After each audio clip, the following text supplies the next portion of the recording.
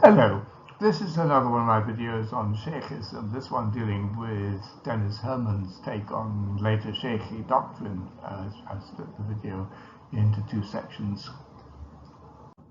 So the section on doctrine comes from Professor Herman's long article on Shaykhism in Encyclopedia Iranica, which you can see online.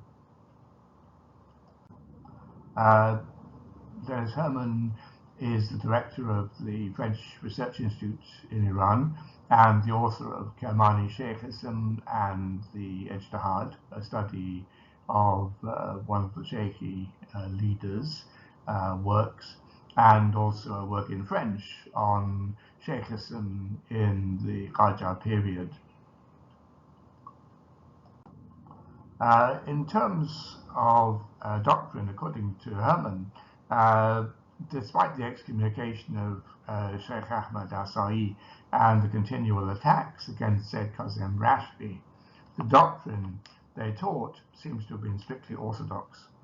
Above all, they preached a return to the teachings of the Imams, as it was contained in the Hadith, and they played a major role in the resurgence of Shi'i gnosis.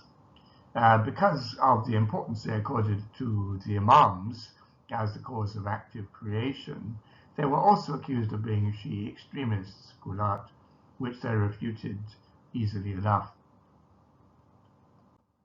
The Shaykhi masters and their prominent students wrote several thousand, especially dense treatises, of which only a few have been skimmed or analysed by outside researchers. Thus, many important themes still remain unstudied.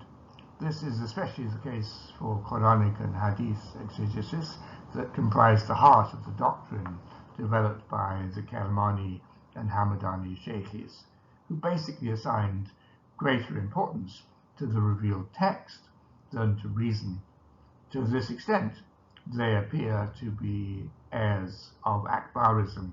It's therefore not surprising to find that there are comparatively fewer works on Islamic law, fiqh.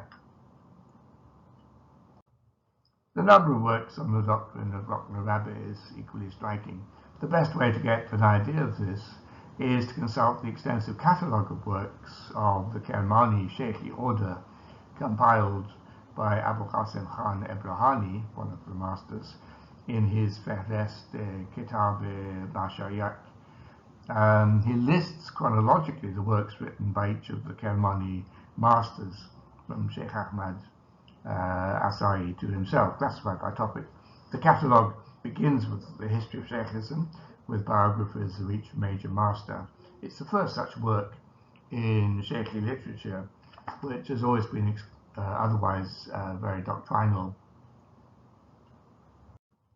Most of these treatises remained in manuscript until the second half of the 20th century. Only in the 1960s and 1970s did the Kermani Shaykhis begin to publish a large number of them through their publisher Sa'adat. Nonetheless, distribution has often been limited only to members of the Shaykhi school, and they are accessible in only a few public libraries in Iran at the time of this article's writing. In the West as well, public collections are rare. This also explains the scarcity of studies of the development of Shaykhism after the death of Sayyid Kazem Rashdi. Therefore, concentration here will be on certain specific doctrines that were enhanced and developed by the successors of the first two masters during the 19th and 20th centuries. The Rukn Rabbit in this video, and then in the second video, belief in political neutrality and the refutation of Sufism. Herman starts his account with discussing the Shi'i principles of religion. There are many differences by Shi'i authors and across time as well regarding the list of principles of religion, the Usuluddin, which, however, seem to have been fixed by the 19th century.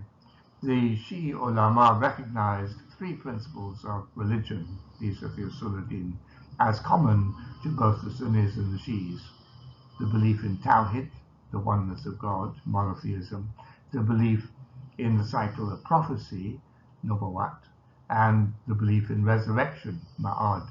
They added two usul al-mazhab, principles of the Shi'i school, or sometimes referred to as furu'uddin, derivatives from religion, specific to the Shi'is, namely adl, justice, and imamat, the cycle of the imamate. However, the Kermani Shaykhis posit a different classification.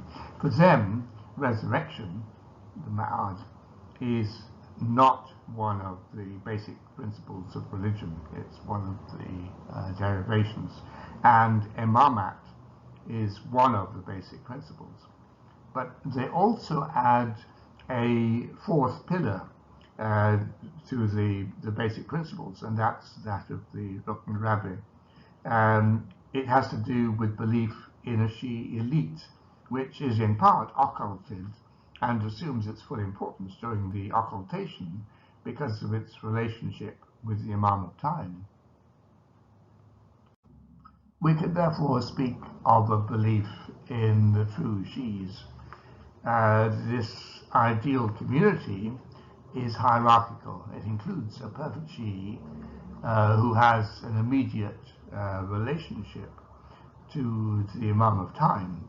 He is the Natek Wahid, the unique speaker, the Bab, the gate, as well as representatives of him called Nuqaba, the chiefs or guides, and the Nujaba, the nobles. These three categories are occulted in the same way as the 12th Imam.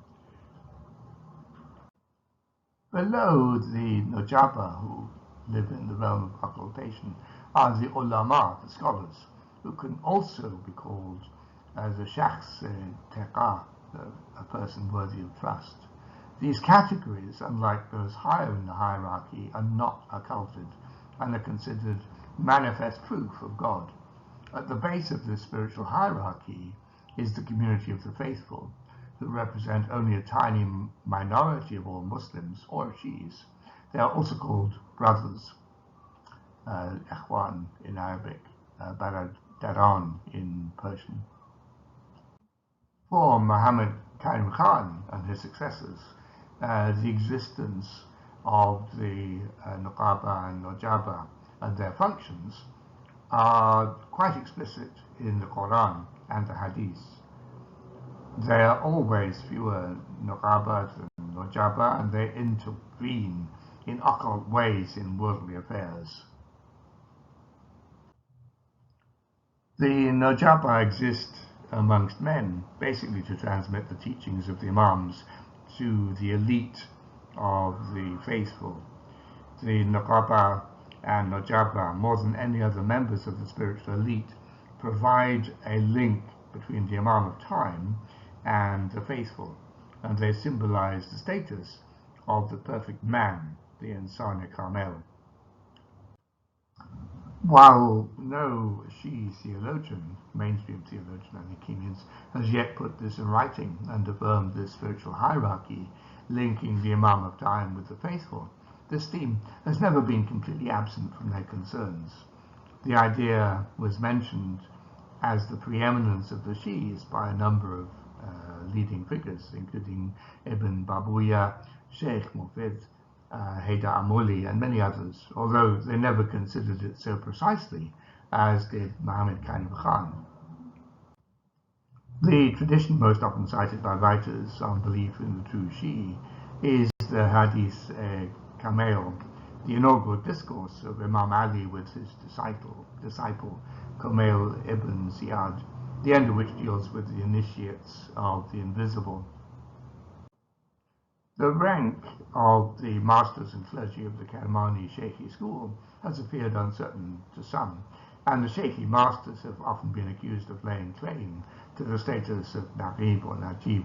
But careful reading of the Shaykhi masters' literature shows that they denied this claim and regard themselves only as true ulama. The true ulama exist, according to them, to provide the manifest proof of God. Muhammad Khan defined the true ulama as a group within the Shaykhis, those who actively pursued research in religious science and who succeeded in it. He also calls them the fruits or vestiges of the Nujaba. It seems impossible to doubt that the Kermani disciples, for their part, accorded their masters the status of true ulama and thus considered them proof of God on earth. Otherwise, they would have no legitimacy. The clergy of the Shaykhi school are thus associated with one of the categories of the Rukn Rabbi, which is in a position to initiate the faithful in knowledge of the Nujaba. This is certainly the sense in which, in their works, they invite every Shi'i to seek out the religious elite who are able to initiate them in knowledge of the Nujaba, which in their eyes constitutes an obligation inherent to the occultation. As the fourth and last basic principle of religion, the Rukn Rabbi for Shaykhis appears as the center of their doctrinal reflection. Moreover, the Rukn Rabbi is also presented as the objective or purpose of the religion. The elaboration of the doctrine was gradually exposed over 2 centuries by the Kermani Shaykhi masters, and is surely their most important contribution to the intellectual history of Shi'ism in the modern and contemporary period. So I'm going to pause there. Thank you for listening, and in particular many thanks to my patrons, whose kind support and encouragement is essential in the making of these videos. You're very welcome to support my channel if you so wish. Please do like, comment and share the videos, it really does help. Subscribe if you want to be notified of future videos. I'll give Patreon and PayPal links below in case you want to provide practical support. Next week we'll finish off this section on latest Shaykhi doctrine. Have a good day.